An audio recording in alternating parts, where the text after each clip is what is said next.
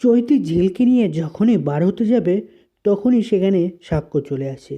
আর সাক্ষ্য এসে ঝিলকে এই রূপে দেখে অবাক হয়ে যায় এবং সে জিজ্ঞাসা করে, ঝিল, তোমার এই অবস্থা কেন? তখন ঝিল বলে, কেন সাক্ষ্য? চৈতি ম্যাম তো আমাকে ভালো করে সাজিয়ে দিয়েছে। তখন সাক্ষ্য সেই কথা শুনে তো রেগে যায়। আর সে চৈতিকে বলে, চৈতি, তুই ঝিলকে এভাবে কেন সাজালি? দেখছিস তো ওকে কেমন লাগছে। আর তুই ওকে কেন বলছিস যে ওকে ভালো লাগছে? ওকে দেখতে তো একেবারে জোকারের মতো লাগছে। তখন এই কথা শুনে তো ঝিল অবাক হয়ে যায়। ঝিল তখন সাক্ষ্যকে জিজ্ঞাসা করে যে, সাক্ষ্য, কী বলছো আপনি? তুমি কি বলছো যে আমাকে ভালো লাগছে না? কিন্তু চৈতি ম্যাম তো আমাকে বললো যে খুব সুন্দর লাগছে।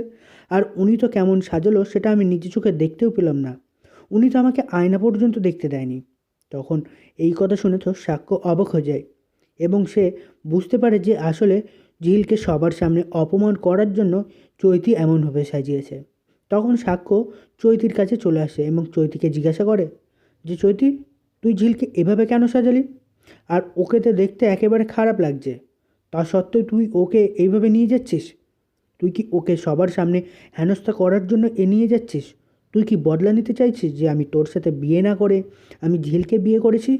তুই তাহলে এতক্ষণ যা যা করছিলিস সবগুলো নাটক, লোক দেখানোর জন্য করছিলি, সবার সামনে ভালো হওয়ার জন্য করছিলি। আসলে তুই ঝিলের ক্ষতি চাইছিস, তাই তো? আর ঝিল যে সবার সামনে অপমানিত হোক তুই সেটাই চাইছিস। এখন আমি বুঝতে পারছি, ভাত কাপড়ের অনুষ্ঠানে সেই থালাটা যখন পড়ে গিয়েছিল সেটাও কিন্তু তাহলে তোর জন্যই হয়েছে।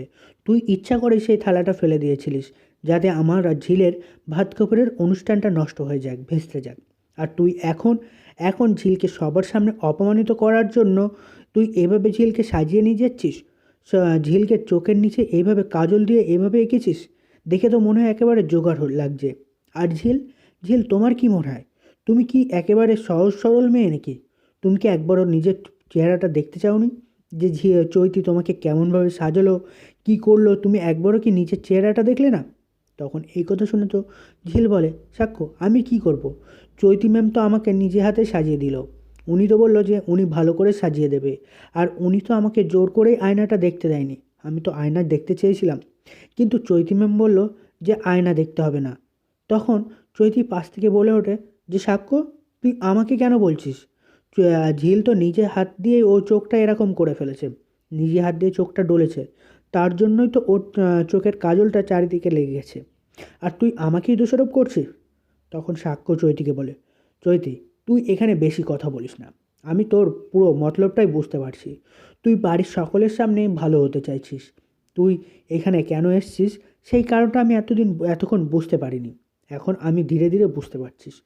তুই চাচ্ছিস না যে আমার আর ঝিলের বাকি অনুষ্ঠানগুলো ভালোভাবে সম্পন্ন হোক।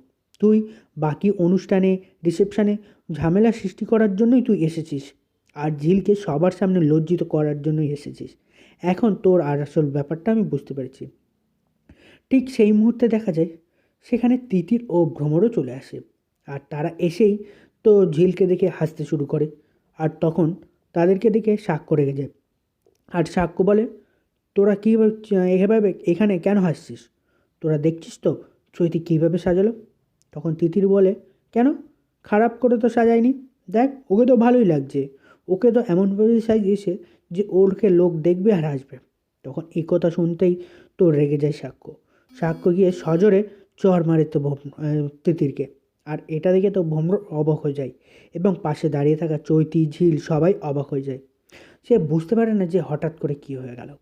তখন চৈতি বলে যে, সাক্ষ্য, তুমি তিতিরের গায়ে হাত তুলে, তুমি ওর ঝিলের জন্য শুধু একটু হেসেছে বলে তুমি তিতিরকে এভাবে মারতে পারলে?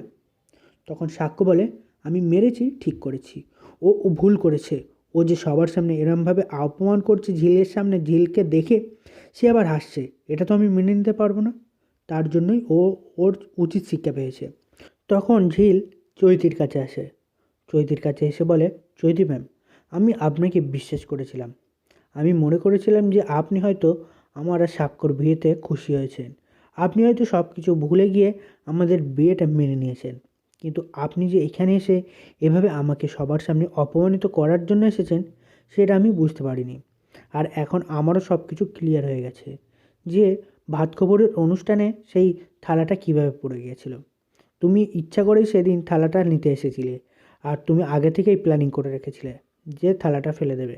তাই তো আমি যখনই তোমার হাতে দিয়েছিলাম থালাটা, আর তুমি ইচ্ছা করেই ফেলে দিয়েছে।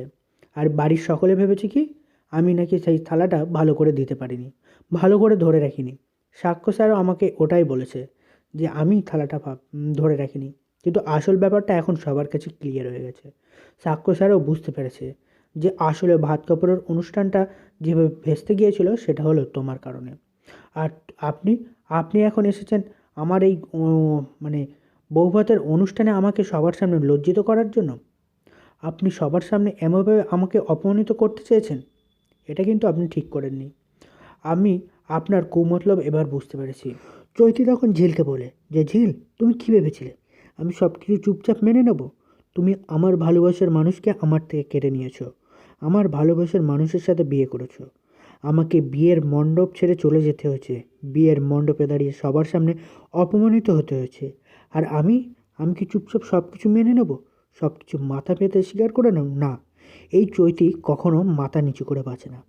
সে প্রতিশোধ নেবেই। আর তার জন্যই তো সে এখানে এসেছিল। এখানে এসে তোমার জীবন ছারখার করে দিতে এসেছিল। আর আমি তোমাকে কখনোই শান্তিতে থাকতে দেবো না। এইটুকু কথা তুমি মনে রেখো। তুমি কে ভেবেছিলে যে আমি তোমাকে সাজিয়ে দিচ্ছি মানে তোমাকে ভালো করে সাজিয়ে দেবো? না, সেটা তো কখনো হবে না। আমি চেয়েছিলাম যে তোমাকে সবার সামনে নিয়ে যাব, সবাই তোমাকে দেখে জোকার ভাববে, তোমাকে দেখে হাসবে, আর আমি সেটা দেখে মজা করে দেখব। আমি দেখব যে বাড়ির লোক তোমার ওপরে হাসাহাসি করবে। আমি সেটাই চেয়েছিলাম। কিন্তু দুর্ভাগ্য দেখো, সাক্ষ্য চলে আসলো। শেষ মুহূর্তে এসে সাক্ষ্য তোমাকে আটকে দিল। নইলে নইলে কিন্তু খেলাটা জমে যেত। তুমি ভাবতেও পারতে না যে তোমার সাথে কী হতে চলেছিল। তখন তো এই কথা শুনে সেখানে দাঁড়িয়ে থাকে সকলেই অবাক হয়ে যায়। তখন সাক্ষ্য বলে, চৈতি, তুই ঝিলকে কেন দোষারোপ করছিস? ঝিল তো এখানে কিছু করেনি। যা করার তো আমি করেছি। তোর যদি প্রতিশোধ নেওয়ার হতো তুই সেটা আমার ওপরে নিতে পারতিস, আমাকে জেলে দিতিস বা আমার ওপরে অন্য কিছু করছিস। কিন্তু তুই তুই ঝিলের ওপরে এভাবে কেন করছিস? ঝিলকে কেন কষ্ট দিচ্ছিস? ঝিলকে কেন সবার সামনে অপমানিত করার চেষ্টা করছিস? আর তুই আমাদের এই রিসেপশানগুলো কেন নষ্ট করতে চাইছিস? তখন তো চৈতে এই কথা শুনে সাক্ষ্যকে বলে, সাক্ষ্য, তুই জানিস না, তুই জানিস না কেন আমি এই কাজগুলো করছিস? আমি তো তোর জন্য করছি। আমি তো তোকে ভালোবেসেছিলাম, তোর সাথে বিয়ে করে সংসার করতে চেয়েছিলাম। কিন্তু সেটা সেটা তো শেষ পর্যন্ত হলো না। তুই সব কিছু নিজে হাতে শেষ করে দিলি। আর আমি এখন কেন করছি তুই সেটা আমার কাছে জিজ্ঞাসা করছিস? তুই তো নিজেই জানিস যে আমি এখানে কেন এসেছিস আর কি করছি। তুই তো ভালো করেই জানিস। তাহলে তুই এখন আমাকে কেন বলতে এসেছিস? তুই শুধু দেখ, তুই শুধু দেখ তোর আর ঝিলের সম্পর্কের মধ্যে আমি কিভাবে ঝামেলা সৃষ্টি করি। তোদের দুজনকে আমি কখনো শান্তিতে থাকতে দেবো না। এই চৈতি কথা দিয়ে গেল। এই বলে চৈতি সেখান থেকে চলে যায়। এরপর ঝিল কাউকে কিছু না বলে সে নিজের রুমে চলে যায়। নিজের রুমে গিয়ে সে কান্না করতে থাকে। সে মনে মনে চৈতির সাজানো সেই কথাগুলো মনে করতে থাকে। যখন চৈতি বলছিল যে ঝিল তোমাকে খুব সুন্দর লাগছে, এই কথাগুলো। আর এটাও মনে করে যে সে চৈতি ম্যামকে বলেছিল যে হয়তো তার কষ্ট হচ্ছে, কিন্তু তা সত্ত্বেও সে বিয়েটা মেনে নিয়েছে, এটাই। এইসব কথাগুলোই সে ভাবছিল আর কান্না করছিল। তখন সেখানে সাক্ষ্য চলে আসে। সাক্ষ্য এসে ঝিলকে বলে যে ঝিল, তুমি এভাবে কান্না করো না।